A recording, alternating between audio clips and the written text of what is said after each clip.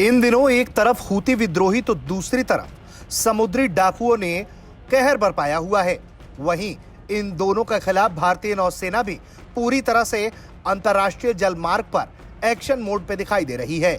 जहां से भी भारतीय नौसेना को मदद की आवाज लगाई जा रही है, वहां भारतीय नौसेना मदद के लिए पहुंच रही है। देश कोई भी है, वहां मदद मांगने पर भारतीय सेना जरूर पहुंच रही है। वो ईरान हो या पाकिस्तान या बांग्लादेश या फिर कोई और देश। एक बार फिर भारतीय नौसेना ने बांग्लादेशी जहाज एमवी अब्दुल्ला पर हमला करने वाले समुद्री डाकुओं पर कार्रवाई की।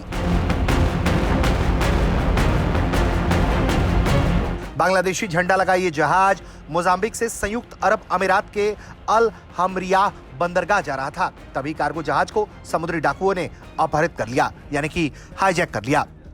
समुद्री डाकुओं द्वारा जहाज के अपहरण की सूचना मिलते ही भारतीय नौसेना भी एक्शन में आ गई और उसने एमवी अब्दुल्ला जहाज को बचाने के लिए LRMP एयरक्राफ्ट और वॉरशिप तैनात कर दिया।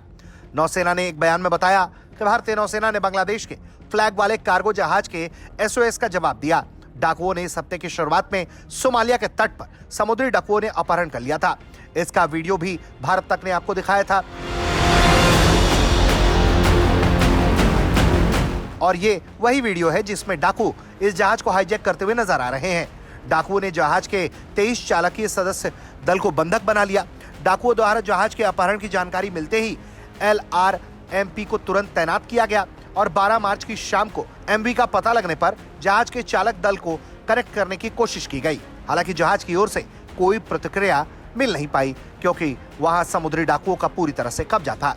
मिशन ने समुद्री सुरक्षा अभियानों पर युद्धपोत तैनात किया, जिसे भी डाइवर्ट कर दिया गया।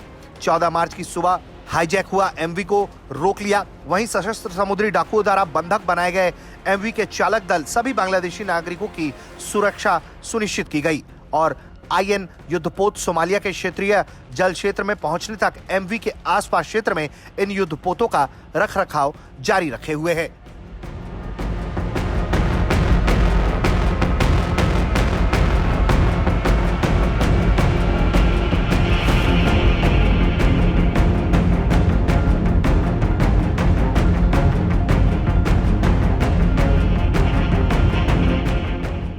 कुल मिलाकर देखा जाए तो भारतीय नौसेना ने एक बार फिर से एक SOS कॉल पर जी जान लगाकर दुश्मनों से पंगा लिया और उनके छक्के छुड़ा दिए और अपने एक और मित्र देश की कुछ इस तरह से अंतर्राष्ट्रीय जलमार्ग में बड़ी मदद की।